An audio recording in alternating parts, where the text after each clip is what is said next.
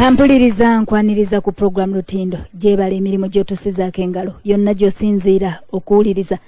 Dakiika emu yayise ku ssaawa emu ey'akawungeezi lunaku lwakutaano ennaku z'omwezi ziri 5 mwezi ogw'olubereberye mwaka 2024. Mbeebaza abakoze emirimu olunaku olwaleero ate nammwe abagenda okubaako bye mutandika ng'egyammwe gitandika butandisi mbaagaliza buwanguzi mu byonna. Prosi kyeswanze ndiwo kwanjuyira program Lutindo olunaku olwaleero era nga bwe twabasuubiza ndinaamyuka omwogezi w'ekibiina kya National Unity Platform mukulu Waiswa Mufumbiro. Tugenda kubanga tutunuulira ebintu ebiwerako naddala ebyetololera ku kibiina nga kyo ate era ne ku ludda oluvuganya gavumenti naddala mu Parliament nga twesigamako katono ku nkyukakyuka ezaakolebwa gye buvuddeko nga tutunuulira emyaka gya Parliament kumpi kati 3 gye tukubye amabega n'ebiri gye tutunuulidde mu maaso. Biki ebisobodde okutuukibwako, biki ebikyalemye, kiki ekibiremesezza na biki ebisuubirwa okutuukirizibwa naddala ku nsonga ezo ezaateekebwa ennyo ku mwanjo oludda oluvuganya gavumenti okulwanirira gamba ng'okulwanirira eddembe ly'obuntu, abantu okuba nga tebakwatibwa mu ngeri ya kifa mukokko, abantu ba bulijjo obutawozesebwa mu kkooti z'amagye nga n'ekikulembedde ate kyensembezaayo be bantu abagambibwa okuba nga babuzibwawo paka kaakano ababanjibwa gavumenti. Omuwendo gwali wagguluko naye wetwogerera kati bantu 18 naye teri bulamu bwa muntu bw'oyita butono bwabanga abantu 18 okutuusa kaakano bbanga lyetolodde tebamanyiddwako mayitire. Ekyo kyo kisuubirwa obuwanguzi obwo busuubirwa kutuukibwako buti. Saagala kunnyonnyola bingi bagamba lubale w'omufutasamirirwa. Mukulu Waiswa nsanyuse okulaba oluvannyuma lw'akaseera akawerako twaliko wano emabegako n'ombulako kaakati tuli fenna lamusa kubatuwuliriza obaanirize ne mu mwaka guno omupya gwe tutandise naawe manyi nagwo tujja gutambuza bulungi. Nsanyuse nnyo ekisooka nange okulabako Prosi. Yes sir. Simanyi lwaki tulwawo nnyo naye ndooza enkola gy'oyagala tekikyaddamu kubaawo naye mbaayo eyo nga mbalowoozaako. Yes sir. Naddala ggwe oluvannyuma lw'okuba nti nkuwuliriza ne ku puroguraamu ye ey'okusande ku makya ng'otuli ow'emyoyo n'omuziki okuliko. So ndi mugoberezi wo ataddiriza era bwe mba nga tufunye omukisa nate ne tuwayamu nange kimpa essanyu naddala nga tuwaya ku nsonga ezikwata ku nnyaffe Uganda. Njagala okwebaza abawuliriza ba Radio Simba kubanga ebitono n'akadde akatono kenfuna okujja n'enjogerako gye muli ndowooza era bwe busobozi obunowoozesaako ne bagamba nti aleero katumuleete. So abawuliriza ba Simba njagala obbaagaliza omwaka omupya omulungi 2024 omwaka tumanyi kugenda kubeera gwa bunkenke nnyo okusingako n'emyaka gyonna gye tubadde tuyiseemu olw'ebigenda mu maaso mu ggwanga Uganda naye tugubaagaliza nagwo okuba ntituguvuunuka.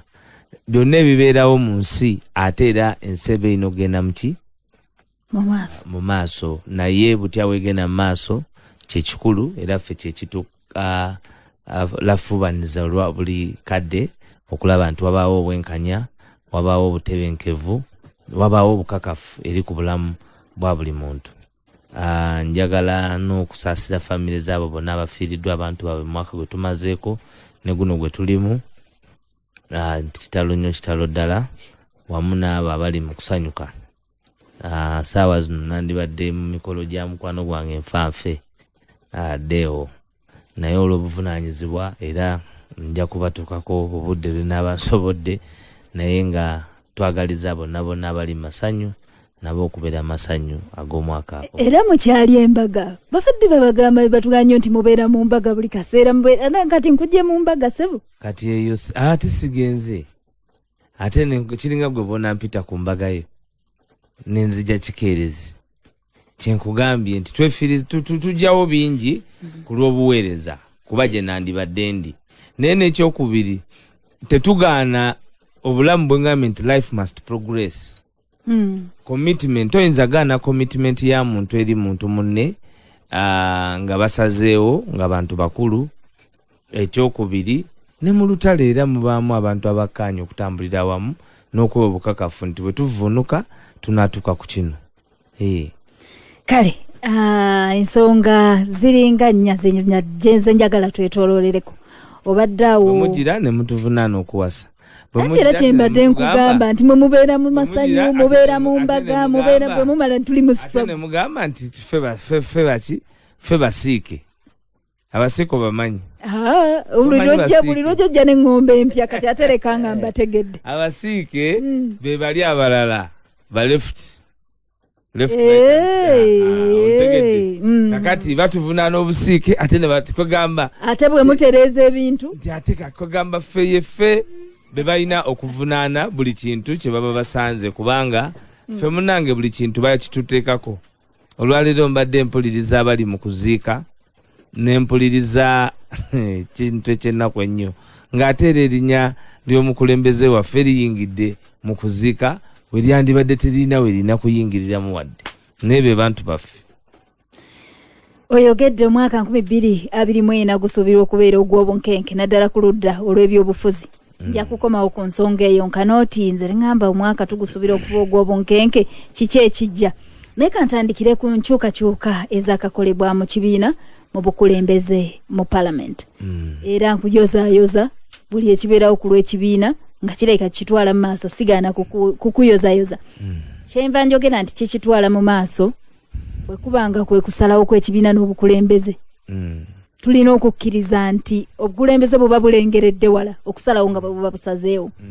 Enkyukakyuka ezo bwe zajja oba okulangirira kwakabeerawo nga Honorable Mpuga akyusibwa nazzibwa mu buvunaanyizibwa obulala. Bamu bwe baalaba nti oba ate ekifo kya wansiko okusinga waabadde ne mukwano gwange Honorable Ssenyonyi najja. Waaliwo comments nnyingiko nti naye alinga abeeteebye ate oludda lwe bambalidde gamba nga Prime Minister wa Speaker agate bano baŋŋondereza nnyo ono mwana kuyisa buyisa amazzi mu kisero n'ebirala ebiringa ebyo. Obuvumu bwavaawa mwabwesigamya ku ki mu kibiina okulaba nga ttiimu gye mulina ekulembeddemu oludda oluvuganya mu Parliament Honorable Ssenyonyi y'anaagiteebera goolo eziyise mu myaka 2 n'ekitundu egiyise. Ekisooka ye Honorable Ssenyonyi mumumanyiko bunafu ki? Abamumanyi bamumanyiko bunafu ki?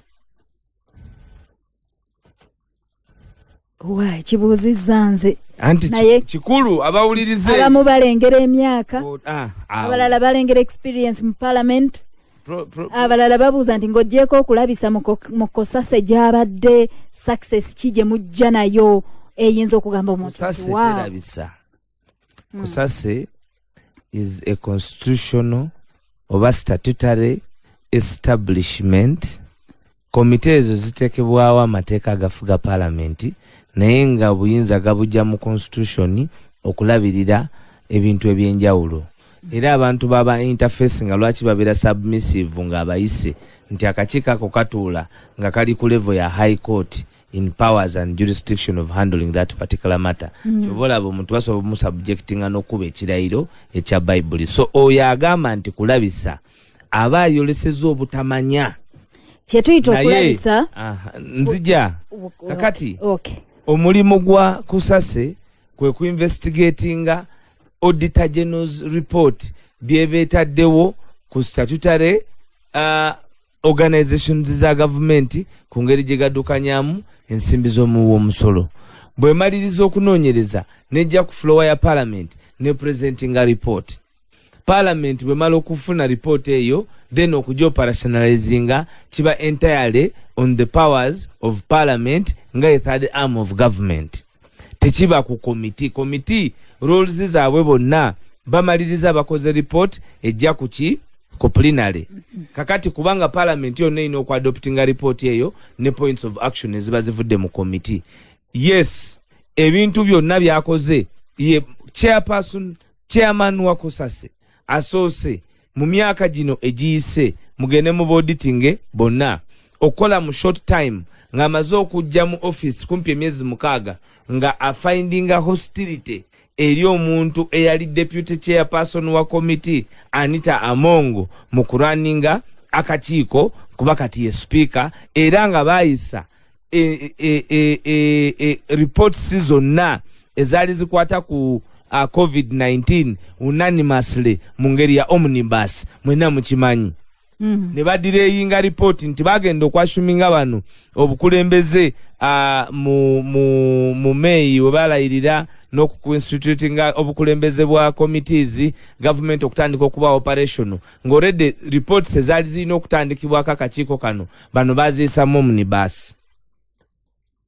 Bano bwe bajja ne batandikirawo. Ontegedde baali balina okulinda ripoti ezijja ate nga n'okuzoperationalizinga Anita Amongo mafia sente bazisibye without contradiction. Kosa sempye tandika. Byebi byala bye tukoze nti gwe kati olwaleero obuvundu bwa airport. Obwo bwe tusinga okujjukira. Joel Ssenyonyi toyinza kwogera ku airport ya Uganda na bononefu bwayo na biki binakolebwayo. Uganda Airlines in general. Toyinza kwogera ku Uganda Airlines notayogera ku Joel Ssenyonyi. Toyinza kwogera ku local government lands ebyettaka notayogera ku Joel Ssenyonyi.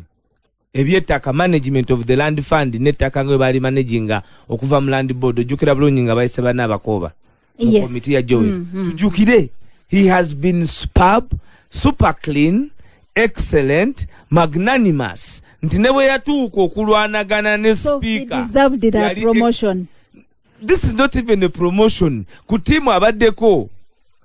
Wano tewanabaawo promotion na demotion. Ekikyusiddwa mu tiimu ye ambandi n'okukyusa abasambi. Nti abadde akuba 7 jangu kati okube 8 erebeeta. Abadde akuba 8 erebeeta kati genda 9. Abadde akuba 9 ate kati amaanyi galabika gakuwedde gusooka oveeyo tuteekeyo n'okubanga bino bya tiimu. Bwe tutadde kukuteeba. It is not tumwekakasa.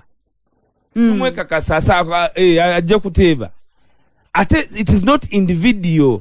Si buwanguzi bwa Joero, si buwanguzi bwa muntu yenna, buwanguzi bwa bannayuganda kubanga buno obukulembeze bwesige eri bannayuganda because we are anchored on amaanyi g'abantu. Si kya Joero Ssenyonyi, sewaliwo jubileewo. Mwe mwe mukifudde nti kya jubileewo. Tujjukira bulungi gy'oli abalamu wano entandika ya NUP. Sina kyafaayo nti kyetaaga okubaako be tujjukiza ba be tutegeeza kuba baby fenna tumumanyi abaliwo abategeera kati tumulabye ng'atandika. Eri abantu betumanyi nti ekintu batandikira ddala nakyo nga bawandigambye bali 26 b'Ekinana eri abantu abatandika nakyo. Eriyo n'abakiwalampanga emaze okwaka gisindike n'eyaka ne babuukira ate ne bajja n'amaanyi mangi. Bwe njogera bwe nti obeera ontegeera. Mu nteekateeka eno tumanyi bulungi Joel Ssenyonyi omu musaayi mute yalekawo omulimu gwe ne yeegatta oku principle ekintu nga kitandika butandisi. Ekintu kino tekulinga kweliminatinga babuukire yase olwo bannyini kukitandika nabo batandika okuliira ku meeza entukuvu in quotes. Lwaki bwe baali babawo ogusooka temwakirabanga okuwa abalipidde tandise bwe kiba kyotegeeza. Kwali kutubbako ansaazi zaffe mmala okutulabirako bwe tutambula. Kakati kyenjagala omanye NUP teyina muntu akira ku munne. Oba walinyira ku sitesikweya era oba wali luweero bonna benkana. Tutunulira bikolwa byo kubanga olutabaalo lwe tuliko abamu bali mu NRM mu butamanya, abamu baatya, abamu nakati tebazuulanga kituufu. So tetugenda ku victimizinga muntu azanyira mu ignorance ku nsonga gye tuliko eya reality kubanga bino bya ddala prosi. Gwe ne bona ayagala okusaka mu vetting obyosiiga omuzigo ekintu ky'oba totegedde, we will come back still to the reality nti waliwo ensonga ezeetaaga buli munnayuganda okutunula era azanye paati ye mu kununula eggwanga lino.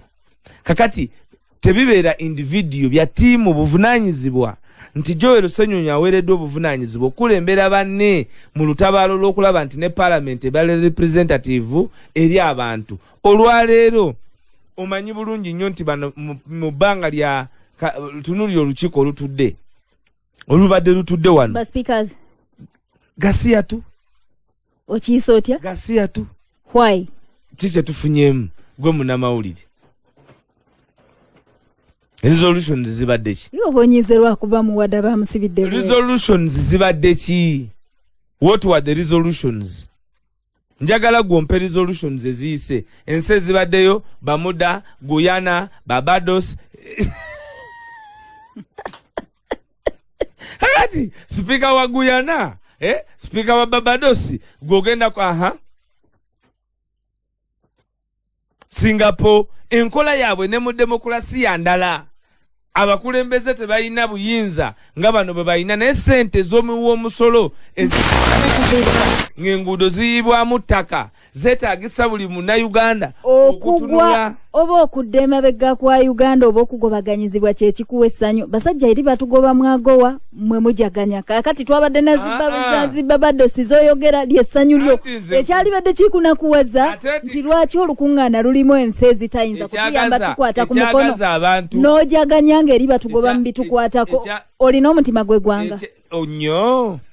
Era bw'oba oyagala okunoonya ku ssanyu ly'olina ng'olukiiko lw'emunyonyo teruvuddeemu makulu bw'oba oyagala okunoonya alina omutima gwa ggwanga bafaanana batya otandikirangako nzeme wabala abandi tandikira kugwa sinnabalabala guno gwene omutima gwa Uganda omuvumu okwogera ensonga nga bwefaanana ojjawo essanyu ng'eriyo ebitunyigiriza sijja sirina ssanyu lyonna essanyu lye nnina kwe kuba nti abatunyigiriza kwe kulaba nti ebintu bye balowooza nti bagenda tuwuddisa era nabyo woobi ekikuwa essanyu nti abakunyigiriza nabo bafunye ebibanyigiriza woobi ebikolwa byabwe bibaswaza kuba waluwulidde olukayana ennyombe ezabadde mu lutuula nga tewaliiwo nsonga yonna why you have spent billions of money nga ne because kiki ekyandikwagaza abantu okuba nga bagenda kujja wano. Abantu bwe bajja wano kiba kirungi kubanga akatale ak'ebintu ebya wano keeyongera. Abantu bajja ne bagula ku n'enkolagana n'amawanga amalala. Enguudo ezibadde mbi zikolebwa wano tebikolebwa. Proso kutuuka wano this is uptown. Omuntu okubeera wano we tuli wano njagala bawuliriza mwenna mu Uganda mumanye nti wano wamu wotandikira ekibuga kiri ekimalayo mu kibuga kino kye kibuga mu kibuga wano we tuli naye okutuuka wano ekibuga mu kibuga we tuli e Kampala wano mu uptown ng'oyise Kololo oyise wajja oyise nalwo lutalo okuba nawo wona waziranguudo wali otegadumire. Nkomyewo mu Parliament ampuliriza oyinza okubuuza lwaki mbuuza nnyo ebifa mu Parliament nga mbibuuza ataliiyo. Parliament oludda oluvuganya lukulirwa kibiina kya National Unity Platform amyuka omwogezi wakyo bw'ayogera bonna baba boogedde nzirayo mu Parliament emyaka 2 n'ekitundu in fact kati ndowooza kigenda mu 3 Parliament gyemazeeko tutandika ekitundu nyagadde wali okugamba nga bw'ojja okumbuuza ekyo ekibuuzo nti nga maliriza kiri ky'ogambye omuntu buli gwe baalonze mu cabinet eyo memba wa Parliament ekisaanizo ekisooka olina kubeera memba waki wa Parliament. Ate Joero Ssenyonyi njagala nkubuulire nti omu ku babaka ba Parliament abasinga okufuna obululu obungi. Naye maama nga mpuliriza bulungi. So qualifications ezisinga okubeera enkulu okufuna ebifo ebyo byonna by'owulira by law is you must be a member of Parliament. Singa His Excellency Robert Kyagulanyi yaide yanona Waiswa Mufumbiro eno yendi yakoba nti kati gwe rope mwandibadde mwogera ekirala. Naye ebisaanizo by'okulondamu mu ttiimu eri ani akwata kikomo ekikomo ekyokukulembera banne olina kuba nga oli mubaka waki wa Parliament. His Excellency Robert Kyagulanyi talina rights nga gye no Museveni z'alina kuleeta bantu mu Parliament nga tebalondeddwa bannansi. Ye bonna balina okulonda balina kuba nga balonde mu Parliament. Naye akadinisa nga mwakaguddewo katono nnyo ekintu mwakisigaza nnyo munda ebweru temwagye Honorable Ssemujju yekka. Eriyo omulala atavudde mu NUP. Yakelo. Batuwa. Nga bw'otuwa n'ekibiina ki? Batuwa FDC, Jinja West Constituency. Oyo gwe balangira ne mu constituency nze mwe neesimba. Nkulaga nti ffe tetufa ku bifo. Omuntu ali mu kifo kye nandibadde nze Waiswa Alex Mufumbiro neeyagaliza ng'omubaka wa Parliament. Tumwempawalinze kati emyaka 5. Gwe nesimbawo naye mu Jinja West Constituency Dr. Timothy Batuwa Honorable tumwempawalinze emyaka emeka 5 nga minisita w'ebyobulamu ku lwaffe nga ttiimu kuba bino si bya bifo nandibadde ndieno ate temumuya bino si bya bifo bino byakuba nti ttiimu etuuka ku buwanguzi gye tukola ki because we are formidable enough. Nyakata Sinansi FDC minister, Lucy Akero ali ku kakiiko FDC nga mwajagadde nnyo nindayo wa DP nindayo wa UPC Lutamaguzi. Naye Lutamaguzi lwakubeera mu kiragala na byeru tukyamuyita wa Democratic Party. Tukyamuyita wa Democratic Party. Negamba nti paka omwaka gumu nga gukola ki? Nga gwegubulayo buli wademba okusala okudde. Ate ne Democratic Party nawe ogimanyi nti ne Mao tokyamanyi oba wa Democratic Party oba we NRM. Nange sikyamanyi. Omanyi nti waki? Lwaki minzaani ya Mao oyagala ogikyusa nga ate eya Lutamaguze kubuzaabuza plosi? Kale nkomyewo mu Parliament. NUP bwe yajja n'etwala ebifo ebisinga obungi mu Parliament era ne kigiwa enkizo okuba nti kyekibiina ekikutte bendera y'okuvuganya gavumenti. Mu bifo ebingi bye mwatwalira ne mutwaliramu obwaloopu gye bwajjira mu kibiina ekyo. Eriyo ebituukiddwako kati situnuulidde mukulembeze oba muntu ntunuulidde nga NUP ekulembedde opposition mu Parliament. Eriyo ebintu ebituukiddwako bye mwenyumirizaamu nti kino tusobodde okukituukako bwe comparinga n'emyaka egiyise n'abatusooka okutwala ebifo bino. Kuba ekifo kino mwakijjamu FDC bwe yasooka okukulembera omukyala yali owe Kasese Winchiza nga leader of opposition. Awo bwe bakyusa ne baleeta mukyala Ayolo erinnya lyo lintawanya okwogera naye nga kale naye mu byonna ekibuzo kyange kiri nti eriyo bye mwenyumirizaamu emyaka gino ebiri n'ekitundu nti nga NUP tulabye nga opposition erina ebyenjawulo byekoze mu Parliament okusinga past years. Nze ekizibu kye nina ku kibuuzo ekyo nti nze mafia leadership ya Parliament terina credit gye yinza kuwa bazannyi bonna bali mu kisaawe ekyo. Nti priorities eziweebwa ababaka ba Parliament n'okuwulirizibwa, for example olutabaalo lwe babaddeko okwasaatinga ekigere ku ttaka nti bannayuganda bawambibwa, bannayuganda battibwa, bannayuganda baweebuulwa, bannayuganda bawozesebwa mu kooti z'amagye nga si b'amagye, n'owulira ng'ate abapresidinga over Parliament tebaagala kuwa abantu abayimiridde ku nsonga ez'ensimba bwe zityo naye ne bajja baleeta ensonga ya Kenyamaatama nezaake neba y'amaanyi nnyo era neweebwa obudde era ne dissectingibwa netulabayo neya Namuganza ne prioritization ya obukulembeze bwa Parliament ku bintu ebikwata ku bantu butono ddala with the specificity kubanga omulimu gwa Parliament in legislation kwe kuba nti eteekawo enkola ey'amateeka erina okulwaningibwako gavumenti naye ate Parliament eno ebadde precursor nnyo olw'okuba eri bogged by of course the lead abali mu opposition tuli bogged by numbers obutono bw'abantu abalina okukola obuvunaanyizibwa obw'amaanyi nti ne bonaaba olina abasambi ab'enjawulo ne bonaaba olina abasambi kikaaki ogenda kwesanga nga bakaluubirizibwa obutono bwabwe ensonga zaabwe ne zisuulibwa mu kasero ate bwe gwajabagira ku luno nti twafuna speaker ali incompetent ali inept atamanyi kyakola ate ataswala toweebudde baamulonda kubanga babaka bennyini be baamulonda ebyo birala era ate kyenkugambye nti bangi bogged numbers ate n'okulonda kwe mwagaana okwetabamu ez'abantu abangi ziba ziditamininga mangu ku kyekirina okukola ki okolebwa omanyina bulungi nnyo nti speaker ne deputy speaker omuntu asalawo ani ababibeera ye General Yoweri Kaguta Museveni okusinziira ku oyo asobola okumufuuyira omulere okubba eggwanga nga bwe baba baagadde. Kakati score card nga bayisizza obutabalika 7 wano nga tuli mu Gandaalo lunaku baatuttekamu kamu mwe muli ennaku 7 zigenza okuggwako nga 7 buwezi balina obutabalika 7 kyokka bwe bamaze okuzitwala State House n'efulumya nti kakati ate kamera zayo za security zeetaagayo obuwumbi 57 nti enkola ey'ejjoogo erya Boggwe nti aba naakola ki ate anaŋŋamba ki tikyanasalawo gyendi lyerituusiddwako bannayuganda kati minzaani ey'olw'okuba nti tulaze obuvunaanyizibwa n'okuba nti kati Parliament abantu bagitunuulidde nnyo ku butya bweddukanyizibwa okusinga luli obubadde buvunaanyizibwa bwa National Unity Platform mu nkola y'okuba nti abantu balaba ensonga nga bwe ziba zitambudde, naye olw'okuba nga tukyayina olutalo, tukyayina olutabaalo, tukyayina obuvunaanyizibwa obw'okuba nti buli muntu amanya ensonga ya kiwamba bantu ey'okuwozesa abantu aba bulijjo mu General Court Martial, ey'okulaba nti abantu abakwatiddwa tebalina kisa tebalina ekitiibwa kyabwe eky'obuntu, eddembe lyabwe teriweebuddwa.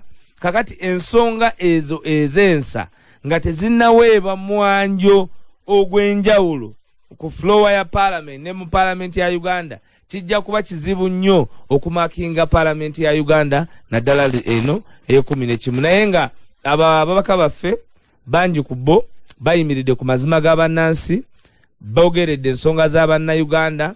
Bw'otunuulire waffe Honorable Kawalya tomubalira mu bantu bazanye bubi, bw'otunuulira Menyani anti bw'oyogera menyerayo n'abazanye obubi bw'omenya aba okuva ewammwe twaha kagabo hayo yafuuka nte y'abato buli lwoyogera gwe mujjayo Lwanga Jime atwaha ye yafuuka nte y'abato Lwanga Jime. Kale bwe nkubuuzizza biki ebisobodde okutuukibwako, ompadde ensonga ya numbers. Ensonga etera okuvaayo ennyo ngeri y'ekitagguse, buli omugamba nti lwaki bino temubigusizza nti ati munange numbers zaagaana. Kale tukkiriza nti ebimu tebyasobola kutuukibwako nga numbers tezisobola kubayisaawo, naye eriyo byokkirizamu nawe byolaba nti wabula okusinziira ku kyatusuubirwamu ne kyetwasuubiza abantu nga NUP mu myaka 2 n'ekitundu bino biganye mu Parliament nga biganidde ddala.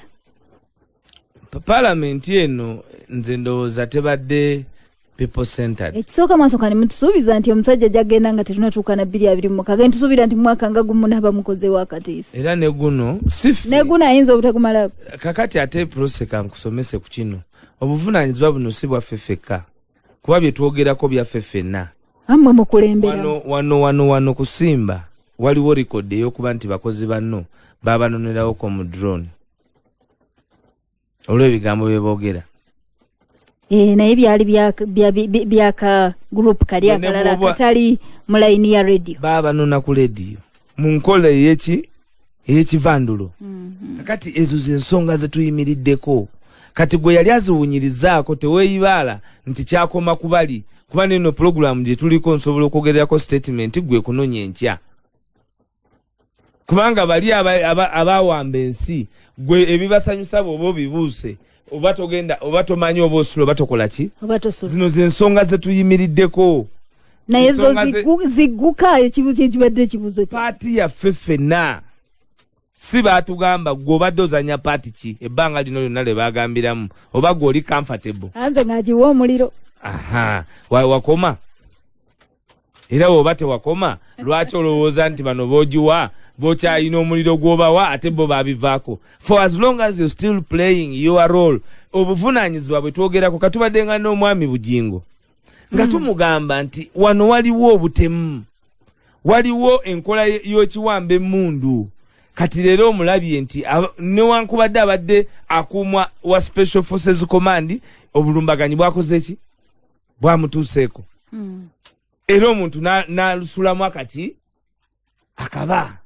Kakati bye twogerako okujjako nga bituuse ku nzigi z'abamu, omanyi sometimes kizibu nnyo omuntu okweteeka mu ngato z'ekintu paka nga kimukoze ki kimutuuseko. For us we are only putting on the lenses of reality ate nga zirina mpanvu zirengera wala. Kakati ezo ze tukozesa ntugamba nti awo tugenda kutuuka wano nti eggwanga ligenda ku deteriorating mu gun violence, nti bw'otunuulira Parliament eri affected by the leadership yesigamye ku bubbi. Gw'okimanyi nti emmotoka ze baawa mwe bannamawulire, okimanyi nti emmotoka ze baagabanga bagabira ba Alhaji Moses Kigongo bagabira baane z'abaka ba Parliament baagula nkadde, naye nga mu tteeka lya government procurement erina kuba ya mmotoka mpya. Lwaki ekyo temufuna budde ne mukinoonyerezaako? Zino ze twakalaba ezinyirira. Baagula ziri mutwalo. Jagala tugende mu kuwummulamu. Bwe tukomawo zino z'ensonga ze tugenda okutunuulira. Oluvannyuma lw'ebibadde birwanirirwa era bikyagenda maaso mu Parliament. Bwe njogera bwentyo ntegeeza obukulembeze obw'omukulembeze abaddeko naye nga tugenda okutunuulira obw'omukulembeze omujja. Abantu abalwanirirwa okuba bagambibwa okuba nti baabuzibwawo, waliwo ko strategies oba enteekateeka yonna eyawukana ku bibaddewo, gamba nga tetujja kudda mplinale ate ne mumala ne mudda, tetujja kukola bwe tuti ebintu ne tulaba ate nga bizzeewo. Waliwo enteekateeka ekoleddwa okulaba nga ebyo ebibadde ng'ebizibuzibu mu paati esoose mu kitundu kya Parliament ekisoose nga mugenda kubiggusa mu kitundu ekyokubiri. Abantu abo abakyabangizibwa nawuliddeko n'oluvuuvumo nti muyinza okuba muteekateeka olw'ekalakasa sinzigguggwa omwogezi gwona ntubulira obutuufu bwakyo n'obutali butuufu bwakyo. Naye nawuliddeko oluvuuvumo nti ku Mande mwandibanga muyina kye muteekateeka. Sizza kukiwa platform bwe kiba gye kiri naye njagala bukakafu okuva eri ggwe oba bwe kityo bwe kiri. Bwe tukomawo tujja kutunuulira ensonga ezo. Ddembe ly'obuntu nga bwe liyimiridde, ekyo gukyali mulanga ddala, abantu okubuzibwawo kikyagenda mu maaso. Waliwo enkola erowoozebwa nti mu myaka egisigaddeyo egya Parliament eno ebiri kinaakyukako. Katuwummulemu, tugenda kubanga tukomawo. Dakiika 26 ze zibulayo okuwera essaawa 2. Ssaawa ezinawera 2 tujja kubasiibula tetugendeko mu mawulire mu bufunze. Oluvannyuma ebyemizannyo n'amawulire mu bujjuvu ku ssaawa 3. Ndi namyuka omwogezi w'ekibiina kya NUP Olutindo-Waiswa Mufumbiro. Tutunuulidde ensonga z'ekibiina wamu ne Parliament, naddala tutunuulidde ku ludda oluvuganya Gavumenti engeri gye basambyemu omupiira mu Parliament emyaka gino egisoose kumpi 3. Then tukwate ekitundu ky'emyaka 2 egisigaddeyo. Jjukira Parliament buli lweba ng'ebuzaayo ebbanga lya mwaka gumu kitundu. Omubaka yenna abawa ddembe bw'aba ng'alina kaadi gye yagirako b'ekibiina mwe yaggira bwannamunigi n'okusala eddiro naga nti kaakati bino mbitadde nja kukomerawo mu langi zino oba nja kukomerawo mu kabonero kano. Kiseera ekyo tekinnatuuka. Buli omu gye yalondebwa gy'ali yadde owulira abaganda bange bannaddipi gye bali nti ate abamu tuli ku lubalaza naye era nga gye muli kubanga muli beeyo. Kale mukulu Waiswa Mufumbiro tugenze mu kuwummulamu. Tubadde tulina ensonga ze tubanziza okutuukako naye nga kyembuuza mu myaka 2 egisigadde egya Parliament eno giggweka tetuddemu okulonda. Biki bye mutunuulidde ng'abali ku ludda oluvuganya Gavumenti abalukulira mu Parliament bye muyinza okulwanako ne mugamba nti naffe Munnayuganda buno bwe buwanguzi bwe twamujjira mu Parliament y'omulundi ogw'e11 nga aba NUP? Parliament obuvunaanyizibwa byonna ebikolebwa olw'enkola ey'okwesigama mu mateeka. National Unity Platform ne bw'enaawangula Parliament okubeera independent nga yeetengeredde okusalawo ku nsonga nga Parliament awatali kubanga eri influenced by the head of state oba executive n'okubanga influencinga kitono olw'amaanyi gayo ba obunafu bwayo ku judiciary naye ne wabaawo the respect of the doctrine of separation of powers kijja kuyamba mu kugulwenga institutions za government zonna okubanga zisobola okukola. Era ffe kyetulafubaniranga bannansi tetwagala bintu byaga nti kakati take home. Tuli ku nsonga egenda okuyamba munnansi okubanga institutions zisobola okubanga zesigika. Naawe singa obadde teweesiga kigambo kyange nti najja ku ssaawa emu wandibadde okubyewo ekiraka, twandibadde mu 2 oba 3 nga nti owaayo simwesiga bulungi ayinza okubulira era mbalinamu nga bw'omuyita ogamba owaayo agamba nti ajja n'atakola ki n'atajja. So obwesige kikulu era ffe ku fronti zonna tucreatinga platform building a capacity nene muna Uganda mukumuwe essuubi lya Uganda eyesimisa Uganda eyesimbu enensimbu Uganda y'abantu okubanga bakolera eggwanga lyabwe nga bali patriotic kulw'okubeera bannansi, Uganda ey'okubeera nga y'amazima na bwenkanya eri omuntu yenna, Uganda ey'okubeera ey'obukugu obusobola okwesigamibwako omuntu yenna okufunamu. Erina kubanga era ne preparation y'okukulembeze bwa Uganda eyo butandika kati, kubanga nagamba era ngambye bannayuganda bangi nti National Unity Platform n'omukulembeze Robert Kyagulanyi Ssentamu ayina challenges za mirundi 2. Ekisooka okulembera bannayuganda mu lutabaalo okuvunuka obwannakyemaliro obutufu tubaddeko emyaka ameka 4, naye ate ekyokubiri okukulembera omupango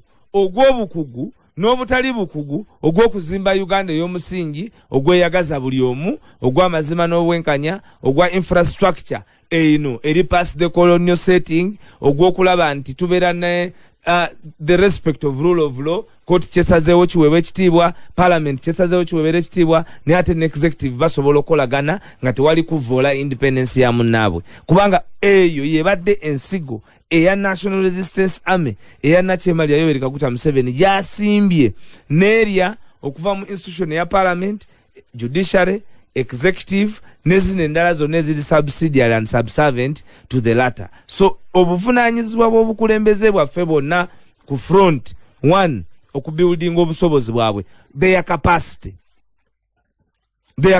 nti kato enkya singa tukwata office ya prime minister ne tuba nga tugiwadde Joel Ssenyonyi muba temukyasobola kumubuusabuusa kubanga omukululo gw'ogw'okuba sport clean ku buvunaanyizibwa buno bwe muzze bumuwa abadde abukola ng'abukola n'obuvunaanyizibwa. Experience gy'oyinza gwe okwogerako ey'omukululo gwe y'ey'obukozi bwe. Experience terina kubeera yeeyo office gy'oba ogenda kwashuminga kuba toyinza kuba nayo nga togyashumingangako. Experience ebeera ya mukululo gw'ebyo by'okoze nti Joel Ssenyonyi emyaka 13 gye yamala mu mawulire obukozi bwe bwali butya nti twamwegomba katono ku UBC bwe yajja ku NTV ne tumwegomba katono ne tumwegombera ddala nnyo olw'obukozi nti yali azzaakulu omukululo gw'amaanyi era bwe yasooka okugamba abantu nti abitadde abantu waliwo ekiyongobero nti amawulire ne Joel wabanga naye agafulumye ganaaba gatya naye ate laba bwawa Uganda amawulire ag'essuubi nti yali yeeyunze butereevu mu kulwanirira bannansi kwezi ensonga ezaali zikola ki zibakwatako. Therefore we don't look at experience at the office you have assumed. You look at experience at the track record of work on assignments you have been given by your superiors at the time of assignment. So bw'oba oyagala okutunuulira obukozi bwe butunuulirire ku mukululo mutunuulire mu Kosasi how superfluous he has been, how much you can be of in love with his work. Ekinaasembayo ko mpa abantu omukisa nabo kubaako bye bakubuuza ensonga ezo tuzeetoolooleddeko nnyo bw'abadde ow'ennyanjula yobanga obuuza ku bantu wataddemu akagamba akagamye nti 2024 asuubira okubeera ow'obunkenke naddala ku ludda olw'ebyobufuzi. Ekyo nkizimbirako Bannayuganda si bya bufuzi byokka social economic and political. Ekyo nkizimbirako bwe nti mu kulonda okwaggwa twalabanga ng'ekibiina kya National Unity Platform okuwagira either wagambanga nti ndi wammwe naye ate si kugamba nti bannange mumpa obuwagizi yadde nga nange nsigadde gyendi ne bwe wabeeranga wa opposition. Tulabye nga obutaweza numbers mu parliament kikosezza nnyo obusobozi n'amaanyi agateekeddwamu opposition okubaako obuwanguzi bwe batuukako. Ng'akeetereekerero katandika aka 2026 okuddamu okulonda mulinawo endowooza nti muneegatta ne bannammwe ab'ebibiina ebirala ebiri ku opposition obuwanguzi ne mubugatta wamu okwongera okugaziya ku nnamba y'ababaka mu parliament oba oliawo ekyo kinaayambako okubaako bye kikyusa. Olaba kakati ate bwe najja enkyango ngamba mwatugamba nti ne guno omwaka Museveni alina okugenda. Kakati lwaki ombuuza ebya 2026 lwaki tombuuza nti guno Waiswa tukoze tutya guno omwaka okulaba nti Nakyemalira ono atubinisa omusolo ateeka lediyo ku bunkenke naffe abakozi atawaanya abajanalisti atulugunya abantu apresiding over temu obubbi obw'amabaati mu bukulembeze ebyo n'obitaddemu nze obinjogerere ngezaako okulaga kuba emaze kubisindika eno nti lwaki tombuuza bwoti kale sebe eyo ndowooza lwaki tombuuza nti tukoze tutya omwaka guno twetegekera so because anti munaye kyemmanyi nti ssemateeka yamuwa emyaka 5 bw'aba alayidde tumuwe 5 ate tukomewo mukalu gwe yatiginya. Omanyi bulungi nti enjovu yagibbira mu kaveera era ze effects ze tulina kati bwe bunkenke bwenjogeddeko bwa 2024 we shall have both economic ebyenfuna okusebengerera sente yaffe okunaabuuka okubanga abantu babuzeeko naye nga ne boogifune batalina mugaso nga boogifunye bwe kuyita muki mu ngalo ne wakati kiyinza okubanga bwe Zimbabwe zatuukako nga bagamba omuntu azivugira ku kigaali okunoona omugaati mu dduuka. Olina okuba ne wiribalo okugenda okufuna omugaati. Kakati ffe tujja kutuuka nga wiribalo tosobola kugifuna naye nga ne lwofunye wiribalo era nga naye ogenda kusanga obuzibu. Kubanga ebikola ebyenfuna byonna bijogeddwa bitwaliddwa akagulupu akatamanyi na kubitambuza, ensi eri ku collapse. Ebyobulamu bigenda kwongera okuba ebyobunkenke ebyettemu. Oluvannyuma lw'ebibuuzo ebyo binteekamu mbikubuuze kati biweere eddala ekyokuddamu. So our priority every day kubanga eri constitutional process ya 2026 eri mu buwandiike emanyiddwa tetina kubeera our focus. Munawagira ku bannammwe abalala. Our focus should be on the challenges of today, not the challenges of tomorrow. Nandibadde ompise wano ng'ombuuza wayise ogenda kwesimbawa. That would be nja kuba nkiitinze bannansi olwo abatagenda kwesimbawo obategeke nti mulinonda mu 2026. The focus is about Uganda being better today and now. And that is why we are here to implore Ugandans that we can tubane tusobola okwekema ne tutuza president omutuufu gwe twalonda omwagala w'abangi Robert Kyagulanyi Ssentamu n'atandika okutambuza charged affairs. Eyo yeyina okubeera endowooza yaffe ge galina okuba amaanyi gaffe bwe bulina okuba tukoze tutya okutuuza president gwe mwalonda. Nguli ombuuziza ekyo mbuuza ng'ekyo kyonka otabuuza na bindi. Kati tukoze tutya okumutuuza. Buli munnayuganda okulaba nti ekisooka ozimba obuvumu okukonkaringa fiya ku biki bye tulina okukola ffenna awamu, kuba tetugenda kukikola nga Waiswa, tetugenda kukikola nga Plosi. Buli omu ajja kuba na paati ye. Waiswa ayinza okuba nga kwolwo olunaku ajja kubazanya paati yakubeera wano kusimba, kuba kowoola, kuba nnyonnyola, kuba panga, kuba buulira butya bwe tulina kutambuza. Nyinza n'okuba sijja kuba wano banga ndi bawalala. Nyinza n'okuba nga sijja kubaawo nga bandi mukomera. But I cannot even tell what it can be kuba ebimu bimala n'obirekerani Katonda. Naye buli munnayuganda okuzimba obuvumu nti eno Uganda kikkakatako for the future of your children okuba nti embeera gye tuyitamu ekyusibwa oba tutya nga ffenna tukanyiza mu nsonga eno. Era nze obuvunaanyizibwa bwange bwe manzize wano nenzija nenkowoola bannayuganda nti we must build capacity, one to conquer the fear, two also kwanganga omulabe.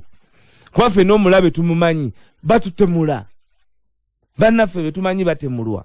Suubi kiri owa munnayuganda ku bantu bano abakyabanjibwa abatamanyiddwako mayitire we mutuuse. Essuubi eriri bannayuganda nti tetuvanga ku bannaffe abo, tetubeerabiranga.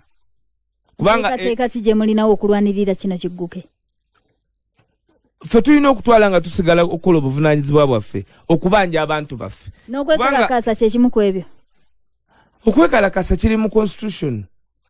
Nga gwe oyinza okwekalakasa nkya n'ogamba nkya sijja kukola, sente za transport mu mpa ntono, okkirizibwa. Era mu mateeka bagita industrial action. So okwekalakasa ne mu constitution kuli acceptable. Nze omwaka guno nali mu Washington DC ku White House nga ne president gyali ne batukiriza okwekalakasa ku White House, ne batukiriza okwekalakasa ku State Department, ne batukiriza okwekalakasa ku World Bank. So ekigambo kwekalakasa tuleme okukiteeka mu bannayuganda nti okwekalakasa tekukola ki, tekukirizibwa. Nali Brussels nekalakasa, nali Hague nekalakasa. Okwekalakasa kukirizibwa mu nsi yonna.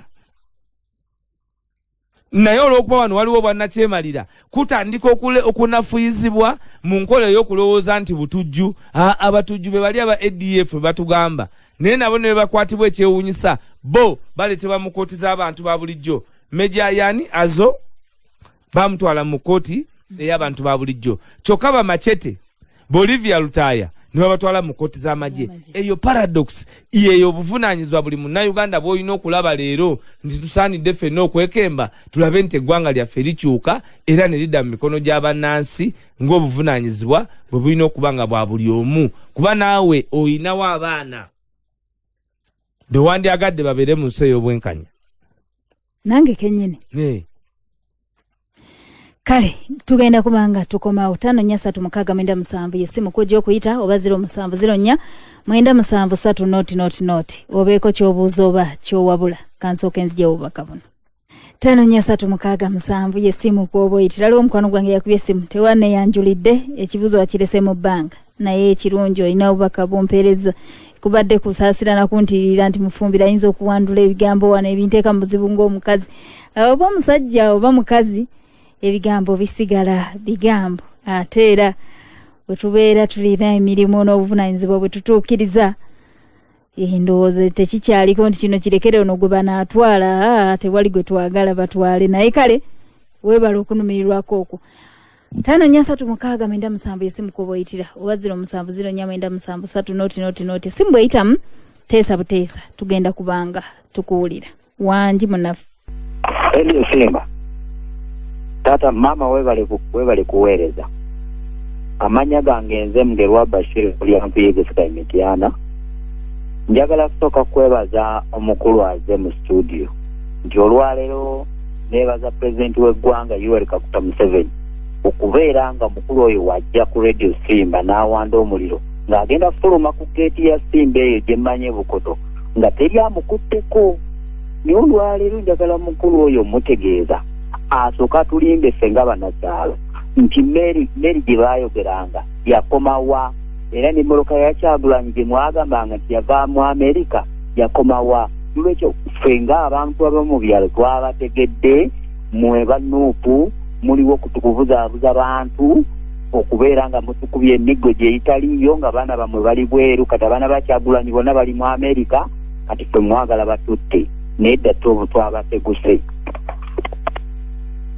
5-3-7 yesimu kwoyitira tuusa ekirowoozo kyo era essimu bw'olaba nga ngikutte teesa buteesa tugenda kuba tukuwulira wangi munaffe Olose wabale kutuweereza kale sebo ekitiibwa Waiswa Mufumbiro mulamusiza nkwebaza olw'enteekateeka ennungi n'okulambulula obulungi ensonga amannya mutima gwa ggwanga Mulinde David nali mwogezi Honorable Tebandeke Charles Munabbali constituency okusooka kwa byonna ose omukulu ayilambuludde ensonga nazinnyonnyola nga walina ozinnyonnyola naye Waiswa nze kyekiringa okumpa amaanyi kwe kuba nti ng'opposition ng'oludda olwa NUP tutaddewo embeera yonna eraga nti twetaaga obwenkanya mu ggwanga mpwiddeko prose nga akubuuza ku nsonga y'abaganda baffe abatannafuni abawambibwa ababuzibwawo mukoze omulimu ogwo tebyayinza na kubeekwasa palamenti mufubye okukola buli kimu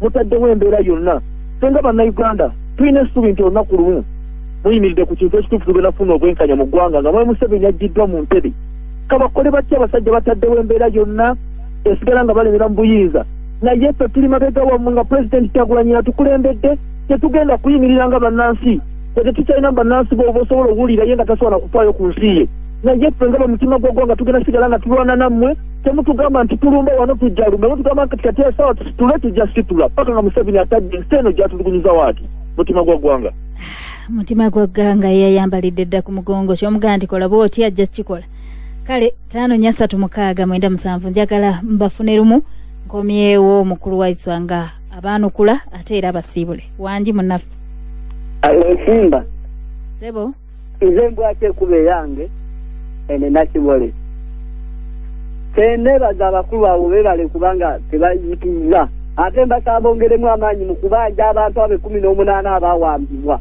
tebabatiisatiisa dde n'akatono ate temugisa kwekalakaasa ababa bakangakanga si be babalonda ffe tulonda temujikiza dde n'akatono nze mbwate kuba yange nakibole kale abantu b'ennakibole bandabire weebale kuwuliriza yabawadde amaanyi nti bo be baabalonda bali si be baabalonda kale wangi munnaffe olose wabale kuweereza weebale kuwuliriza ono FDC mobiliza Busanzire South muziki okuva eno Segu ku Ntebe Road naye tindagala kubuuza omwami waffwa wate mulwanirira abantu abo 18 wadde nange nimunankyukakyuka jukira araba asubwa olw'okwekalakaasa kabakubyala ayagala genda kayunga arabaze basubizwa mu FDC mu DP so gwate abantu boona tumubarwanirira oba nturwanirira abantu bangi ekifo ky'okurwanirira abantu batono ate n'ekirala oyogedde ku Kyajoweero Ssenyonyi ngwajja kukora bulungi boona ba opposition abaze nga baba bakusase byona ebibakoze ettala ekyali kivuddemu byona Joweero byakora babisuula mu kifero FDC mobiliza kutamzira bagazi urwego runzi